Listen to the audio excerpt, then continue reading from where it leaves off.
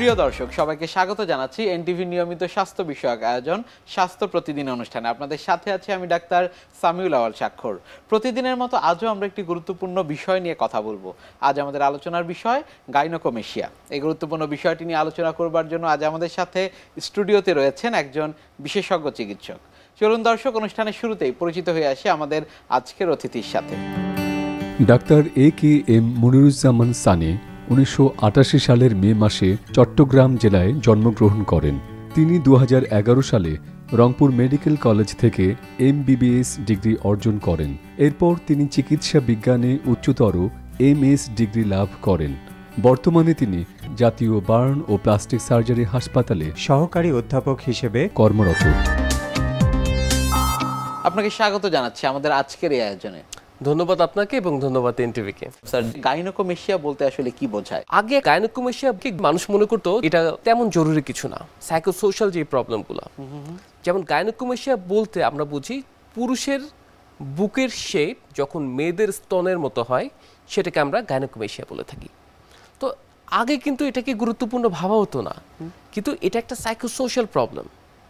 অর্থাৎ এটা নিয়ে দেখা যাচ্ছে উনি দিব্যি হাঁটাচলা করছেন ঠিকই, তার জীবন মরণ সমস্যা হচ্ছে না, কিন্তু উনি মনস্তাত্ত্বিকভাবে কিন্তু প্রচণ্ড রকমের সংকুচিত এবং সবসময় নিজেকে গুটিয়ে রাখতে পছন্দ করতেন। যে উনি কিন্তু এটা নিয়ে স্বাচ্ছন্দ্য বোধ করেন না, উনি কোথাও ড্রেস চেঞ্জ করতে সাহস পান না, উনি ওনার পছন্দের পোশাকগুলো পরতে পারেন না, উনি জিমে গিয়ে ব্যায়াম করতে হেজিটেট করেন, উনি সুইমিং করতে ভয় পান। উনাকে ওনার বন্ধুরা ছোটবেলা থেকে একেবারে স্কুল থেকে বুলিং করা শুরু করে, এবং সেই বুলিং কিন্তু সে দেখা যায় 35, 40, 50 বছর হয়ে যাচ্ছে, সেই বুলিং কিন্তু থামে না। তো গাইনোকোমেশিয়া যতটা না ক্লিনিক্যাল কন্ডিশন, তার চেয়ে অনেক বেশি সাইকোসোশ্যাল কন্ডিশন, এবং এটা খুব বেশি গুরুত্বপূর্ণ। গাইনোকোমেশিয়ার কি কোনো লক্ষণ উপসর্গ থাকে? ম্যাক্সিমাম ক্ষেত্রে গাইনোকোমেশিয়াটা কিন্তু ইডিওপ্যাথিক হয়। অর্থাৎ আমরা যখন বড় হই, আমাদের জীবনে 3টা সময় গাইনোকোমেশিয়া হওয়াটা কিন্তু ন্যাচারাল। একটা হচ্ছে জন্মের সময়, সেটা হচ্ছে ম্যাটারনাল, মায়ের যে হরমোন থাকে সেটার কারণে। একটা হচ্ছে পিউবার্টিতে, কারণ তখন সে মাত্র পুরুষে পরিণত হচ্ছে, তখন কিন্তু একটা গাইনোকোমেশিয়া থাকে। আর একটা হচ্ছে এলডারলি, যার অলরেডি পুরুষ হরমোনের উইথড্রয়াল শুরু হয়ে গেছে, কমা শুরু হয়ে গেছে। এই 3টা সময় গাইনোকোমেশিয়া কিন্তু নর্মাল। তো দেখা যাচ্ছে যার ওই পিউবার্টিতে বা বয়ঃসন্ধিকালে কিন্তু 60 থেকে 70% ছেলেদের কিন্তু ছোট্ট করে হলেও গাইনোকোমেশিয়া থাকে, যেটা আসলে মেল হরমোনের কারণে চলে যায়। কিন্তু তাদের মধ্যে একটা % অফ পিপলের সেটা যায় না, সেটা থেকে যায়। অর্থাৎ তার কিন্তু অন্য কোনো ডিজিজ ছিল না, তার বয়ঃসন্ধিকালে সেই যে গাইনোকোমেশিয়াটা সেটা যায়নি, বরং বড় হয়েছে। তো এই ধরনের কেস কিন্তু ইডিওপ্যাথিক, অর্থাৎ তার কিন্তু অন্য কোনো অসুখ নেই। আবার কিছু গাইনোকোমেশিয়া, অল্প পরিমাণ গাইনোকোমেশিয়া 10%-এর মতো, কিন্তু সেকেন্ডারি টু অ্যানাদার ডিজিজ হয়। অর্থাৎ ধরেন সে একটা ওষুধ খায়, সেই ওষুধটার একটা সাইড এফেক্ট হচ্ছে গাইনোকোমেশিয়া। এরকম অনেক কমন ওষুধ আছে যে মানুষ ডিগক্সিন খাচ্ছে, ইভেন ধরেন অনেক সময় সেট্রিজিন টাইপের ওষুধও অনেকের হতে পারে, স্পাইরোল্যাকটোনও হতে পারে যার ডায়াবেটিক্স খান। অর্থাৎ সেকেন্ডারি টু এনি ড্রাগস অথবা সেকেন্ডারি টু এনি টিউমার। টিউমারটা কি হতে পারে, অনেকে পিটুইটারি টিউমার থাকে, সেখান থেকে এই হরমোন সিক্রেশনটা বেশি হয়, সেটা স্টিমুলেশনে, সেটার কারণে গাইনোকোমেশিয়া হতে পারে। অনেকে দেখা যায় থাইরয়েডের প্রবলেম থাকে, সেটার কারণে হতে পারে। অনেকে লিভার ডিজিজ থাকলে, যাদের ক্রনিক লিভার ফেলিয়ার থাকে, তাদের কিন্তু গাইনোকোমেশিয়া হতে পারে। আবার অনেকে টেস্টিকুলার টিউমারের কারণে হতে পারে, যে টেস্টিসতে যথেষ্ট পরিমাণ মেল হরমোন তৈরি হচ্ছে না, তখনও কিন্তু গাইনোকোমেশিয়া হয়। কিন্তু সেকেন্ডারি যে গাইনোকোমেশিয়া সেটা কিন্তু বোঝা যাবে, কারণ তার প্রাইমারি একটা বড় কারণ থাকবে।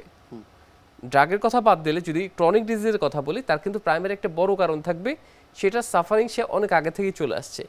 কিন্তু আমাদের কাছে কম বয়সী ছেলেরা যারা প্রেজেন্ট করেন যে না, আমি তো ছেলে, আমার অন্য কোনো সমস্যা নাই, আমার ইরেকশন হচ্ছে, আমার ইজাকুলেশন হচ্ছে, আমি সেক্সুয়াল অ্যাক্টিভিটিতে সক্ষম, কিন্তু আমার বুকের শেপটা মেয়েদের মতো, তাদের কিন্তু ইডিওপ্যাথিক গাইনোকোমেশিয়া। এটা কিন্তু সেকেন্ডারি টু এনি ডিজিজ না, সেই যেই পিউবার্টির সময় তার যে গাইনোকোমেশিয়া ছিল সেটারই কন্টিনিউশন।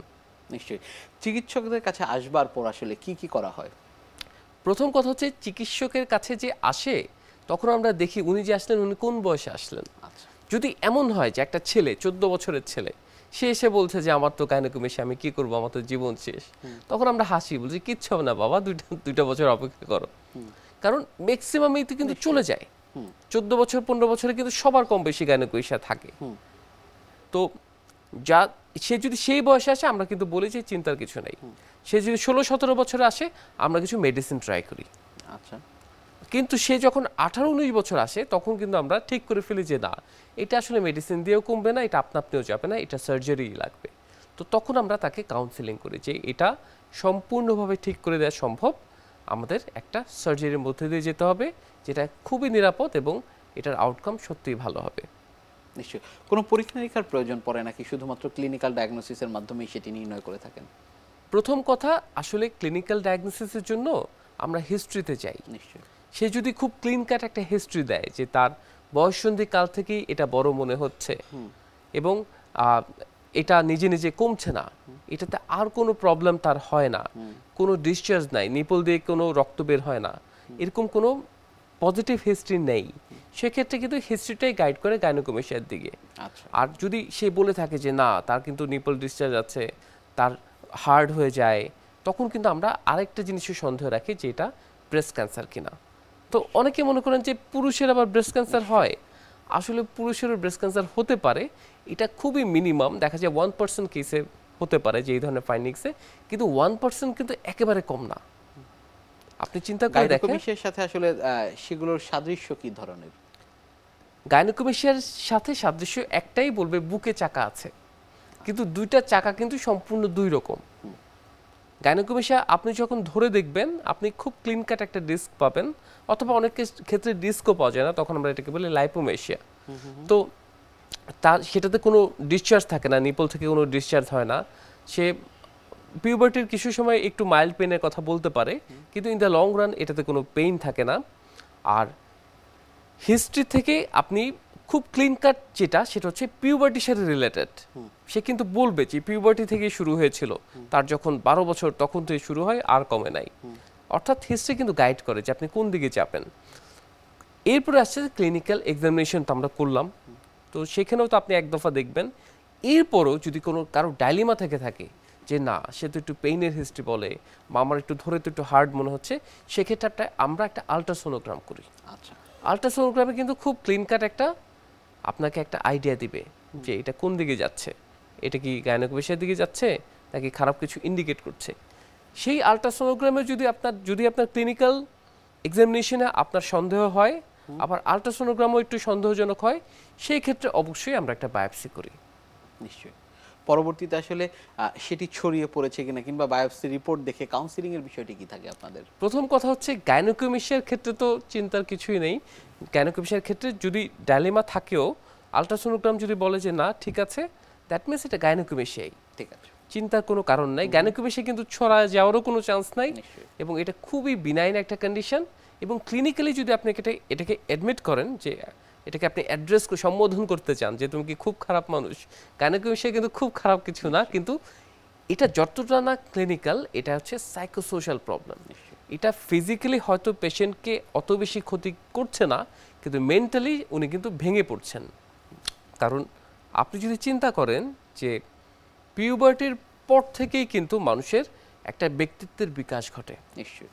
তখন মানুষ ফ্রিলি কথা বলা শিখে, বোল্ডভাবে চলা শিখে, তার নিজস্ব মতামত এক্সপ্রেস করতে শিখে। সেই সময়টাতে সে যখন ফ্লেকশন অ্যাটিটিউডে চলে যায়, সে মানুষের সামনে দাঁড়িয়ে কথা বলতে পারে না, তার সবসময় একটা হীনমন্যতা কাজ করে যে আমার শেপটা তো মহিলাদের মতো, আমাকে হয়তো সবাই হাসবে আমাকে দেখলে, বা আমাকে দেখলে সবাই অন্যভাবে তাকাবে। কিন্তু অ্যাকচুয়ালি এটাই হয়, স্কুল থেকে কিন্তু এটা শুরু হয়। সামাজিক অবস্থান থেকে এক ধরনের দ্বিধার মধ্যে পড়েন তিনি। সাইকোসোশ্যাল, এটা একে তো সাইকোলজিক্যাল প্রবলেম, দ্বিতীয়ত সোশ্যাল প্রবলেম। কারণ স্কুলে যখন এই বুলিংটা শুরু হয়, দেখা যায় একটা ছেলের 11-12 বছর থেকে গাইনোকোমেশিয়াটা প্রমিনেন্ট হতে থাকে। এখন স্কুলের 11-12 বছরে তার বন্ধুরা কিন্তু বুঝবে না যে এই বুলিং করাটা যে তার মেন্টাল কতটা স্ট্রেসের কারণ হবে। গাইনোকোমেশিয়ার যে বিষয়টি বুলিং এর কথা বলছিলেন, সেই বিষয়টিও শুনছিলাম। কাউন্সিলিং করে পরবর্তীতে চিকিৎসা পদ্ধতি আসলে কি কি রয়েছে এর? কাউন্সিলিং এর পর যখন পেশেন্ট বা তার ফ্যামিলি সার্জারি করতে রাজি হন, তখন আমরা বলি যে আমাদের হাতে কি কি অপশন আছে। প্রথমত আমরা যখন ওনাকে এক্সামিনেশন করি আমরা একটা গ্রেডিং করে ফেলি যে তার গাইনোকোমেশিয়াটা কোন গ্রেডের এবং আমার কি সার্জারি লাগবে। আবার এটা কি পিওরলি গাইনোকোমেশিয়া, এখানে কি খুব বড় কোনো গ্ল্যান্ড আছে নাকি শুধু ফ্যাট লাইপোমেশিয়া, সেটাও আমরা একটা সিদ্ধান্ত নিয়ে নেই। তো অনেক ক্ষেত্রে দেখা যায় আমরা শুধু লাইপোসাকশন করি যেখানে কোনো গ্ল্যান্ড নাই, কিন্তু বেশিরভাগ ক্ষেত্রেই দেখা যায় লাইপোসাকশন করি ছিদ্র করে তার চেস্টের ব্রেস্ট শেপের যেই ফ্যাটটা সেটা আমরা ছিদ্র করে নিয়ে আসি, আর নিপল এরিওলা এবং স্বাভাবিক চামড়ার মাঝে আমরা ছোট্ট একটা ইনসিশন দেই, সেটাই সেই কাটটা দিয়ে আমরা সেই গ্ল্যান্ডটাকে তুলে নিয়ে আসি। এর ফলে কোনো দাগ থাকে না, প্রথমত ছিদ্রের দাগটা কিন্তু সময়ের সাথে সাথে মিশে যায়, আর ছোট্ট যে কাটটা সেটাও যেহেতু দুই রঙের স্কিনের মাঝে দিয়ে দেয়া, এটাও পরবর্তীতে বোঝা যায় না। তাই আমরা প্রথমেই বলে নেই যে এটা নিয়ে টেনশনের কোনো কারণ নেই, এটা এই সার্জারি করলেও কেউ বলতে পারবে না যেটা সার্জারি করেছেন কি করেছেন না, এবং এটা একটা স্কারলেস সার্জারি এবং পেশেন্ট বেনিফিটটা অনেক বেশি, এবং পেশেন্টের যেই পরিবর্তন এটা শুধুমাত্র ফিজিক্যাল পরিবর্তন না, তার ব্যক্তিত্ব পরিবর্তন হয়ে যায়। তার যখন গাইনোকোমেশিয়ার একজন পেশেন্ট 6 মাস পর আমাদের সাথে দেখা করতে আসেন, আমি দেখি যার কথাবার্তা বলার প্যাটার্নই ভিন্ন, তার সে যখন দাঁড়ায় তার দাঁড়ানোর ভঙ্গিটা ভিন্ন, কারণ তখন সে নিজেকে মেল ফিল করে, তখন সে নিজেকে মাস্কুলাইন ফিল করে, তার আত্মবিশ্বাসের লেভেলটা চেঞ্জ হয়ে যায়। তো এই চেঞ্জটা খুব ড্রামাটিক, এটা যতটা না ফিজিক্যাল, তো অবশ্যই ফিজিক্যাল চেঞ্জটা আপনার চোখে পড়বে, কিন্তু পার্সোনালিটি টোটালি চেঞ্জ হয়ে যায় এবং এক ধরনের অদ্ভুত রকম, এটা ম্যাজিক্যাল একটা সার্জারি। নিশ্চয়ই। এই যে সার্জারির কথা বলছিলেন, এর আসলে কোনো পার্শ্ব প্রতিক্রিয়া রয়েছে কিনা?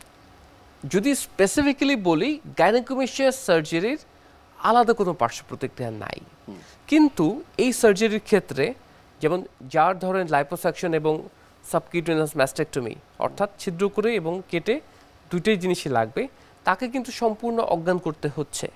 এখন অ্যানাস্থেশিয়ার কিছু হ্যাজার্ড যে কোনো সার্জারিতেই হতে পারে, কিন্তু ওটা ম্যানেজেবল। অ্যানাস্থেশিয়ার হ্যাজার্ড যে কোনো সার্জারিতে হতে পারে, কিন্তু এটা ম্যানেজেবল। তার মানে এই ভয়ে কেউ চিকিৎসা নেবে না, ব্যাপারটা তা না। যেমন আপনি রাস্তায় যদি চলাফেরা করেন, রাস্তায় তো কোথাও না কোথাও অ্যাক্সিডেন্ট হয়ই, কিন্তু আমরা কি চলাফেরা বন্ধ করে দেই? বন্ধ তো করে দেই না। তো অ্যানাস্থেশিয়ার হ্যাজার্ডটা সেরকমই, যে হয়তো 1000-এ অথবা 10,000-এ একটা ইনসিডেন্ট হয়, কিন্তু এটাও ম্যানেজেবল এবং এটার কারণে চিকিৎসা থেকে মানে নিজেকে বঞ্চিত করার কোনো মানে হয় না। নিশ্চয়ই। গাইনোকোমেশিয়ার এই বিষয়গুলো নিয়ে আপনার কাছ থেকে আরও জানবো, তবে তার আগে আমাদের এই অনুষ্ঠানের একটি নিয়মিত সেগমেন্ট হচ্ছে বিভিন্ন খাদ্যের পুষ্টি গুণাগুণ সম্পর্কে আমাদের দর্শকদের জানিয়ে দেয়া।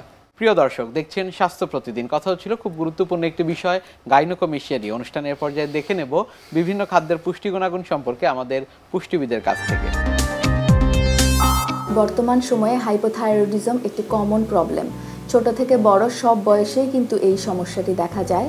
থাইরয়েড গ্ল্যান্ড যখন শরীরের চাহিদা মতো পর্যাপ্ত পরিমাণে থাইরয়েড হরমোন তৈরি করতে পারে না, তখনই কিন্তু হাইপোথাইরয়েডিজমের লক্ষণগুলি শরীরে প্রকাশ পেতে থাকে। এই লক্ষণগুলির মধ্যে ওজন বেড়ে যাওয়া, চুল পড়ে যাওয়া, কনস্টিপেশন হওয়া, কারো কারো ক্ষেত্রে ডিপ্রেশনে ভোগা এবং অনেকের ক্ষেত্রে কিন্তু হার্ট রেট কমে যাওয়া ইত্যাদি কিন্তু দেখা দিয়ে থাকে।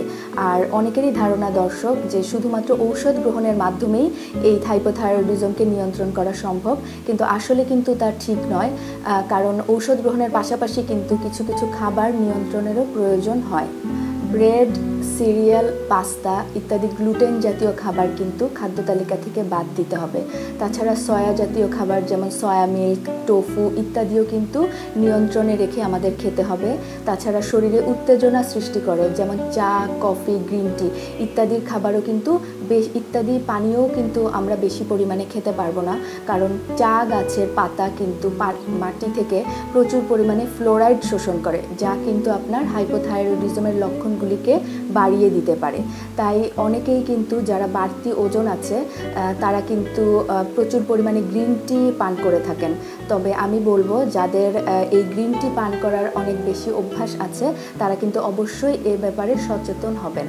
প্রতিদিনের খাদ্য তালিকায় আপনি প্রচুর পরিমাণে আঁশ জাতীয় খাবার অন্তর্ভুক্ত করতে পারেন, কারণ যারা হাইপোথাইরয়েডিজমে আক্রান্ত তাদের কিন্তু ডাইজেশন এবং কনস্টিপেশনের সমস্যা থাকে, আর এই আঁশ জাতীয় খাবার কিন্তু আপনার ডাইজেশন এবং কনস্টিপেশন দূর করতে আপনাকে সাহায্য করবে। প্রতিদিন 8 থেকে 12 গ্লাস পানি পান করা উচিত, কারণ মেটাবলিজমের জন্য কিন্তু প্রচুর পানি প্রয়োজন হয়। হাইপোথাইরয়েডিজমের কারণে যেহেতু প্রচুর পরিমাণে ওজন বাড়ে, তাই দর্শক অবশ্যই আপনার প্রতিদিনের ডেইলি অ্যাক্টিভিটি একটু বাড়াতে হবে এবং সেই সাথে কিছু পরিমাণ এক্সারসাইজ করতে পারেন প্রতিদিন। তাহলেই কিন্তু আপনি আপনার ওজনটাকে একটু নিয়ন্ত্রণ করতে পারবেন। প্রতিদিন অন্তত 30 মিনিট ফ্রি হ্যান্ড এক্সারসাইজ করতে পারেন। কিছু স্পেসিফিক ফুড আছে যা কিন্তু থাইরয়েড ফাংশনে ইন্টারফেয়ার করে, যেমন ভেজিটেবলসের মধ্যে ব্রকলি, বাঁধাকপি, ফুলকপি, শালগম, বেগুন, পালং শাক ইত্যাদি, এবং ফ্রুটসের মধ্যে যেমন স্ট্রবেরি, পিচ, পিয়ার্স, গ্রেপস ইত্যাদি কিন্তু খুব বেশি পরিমাণে খাওয়া যাবে না। তাছাড়া artificial sweetener, soya sauce, mayonnaise ইত্যাদিও কিন্তু খুব বেশি পরিমাণে খাওয়া যাবে না। আর দর্শক খেয়াল রাখতে হবে এই খাবারগুলি যাতে আমাদের প্রতিদিনের খাদ্য তালিকায় না থাকে, তবে অকেশনালি মাঝে মাঝে এই খাবারগুলি খাওয়া যাবে। তাই যারা হাইপোথাইরয়েডিজমের সমস্যায় ভুগছেন তাদের উদ্দেশ্যে আমি বলবো, অবশ্যই ঔষধ গ্রহণের পাশাপাশি কিন্তু খাবার নিয়ন্ত্রণের দিকেও খেয়াল রাখবেন, তাহলেই কিন্তু আপনি এই হাইপোথাইরয়েডিজমের সমস্যাকে নিয়ন্ত্রণ করতে পারবেন। গাইনোকোমেশিয়ার অপারেশন করবার পর পরবর্তী জীবনে আবার আসলে অপারেশন করবার প্রয়োজন হতে পারে কিনা, অর্থাৎ এই যে গাইনোকোমেশিয়ার কথা আমরা বলছি সেটি আবার ফেরত আসতে পারে কিনা? প্রথমত, যদি গাইনোকোমেশিয়া সার্জারির ক্ষেত্রে আমরা ইনিশিয়াল সিদ্ধান্তটা ঠিক নেই, অর্থাৎ শুধুমাত্র যার গ্ল্যান্ড আছে তাকে যদি শুধুমাত্র লাইপোসাকশন করে আসি, সেক্ষেত্রে কিন্তু তার গ্ল্যান্ডটা থেকে দেওয়ার চান্স থাকে। তাই ইনিশিয়ালি যদি আমাদের সিদ্ধান্তটা প্রপার হয় যে আমরা লাইপোসাকশন এবং গ্ল্যান্ড রিমুভাল দুটোই করব, সেক্ষেত্রে কিন্তু পরবর্তীতে সার্জারি করার মতো কোনো কন্ডিশন হওয়ার কোনো সুযোগ নেই। এবং আরেকটা ব্যাপার আমি বলে রাখি, গাইনোকোমেশিয়া সার্জারির সাথে সাথে আমরা কিছু পরবর্তীতে কিছু অ্যাডভাইসও দিয়ে থাকি।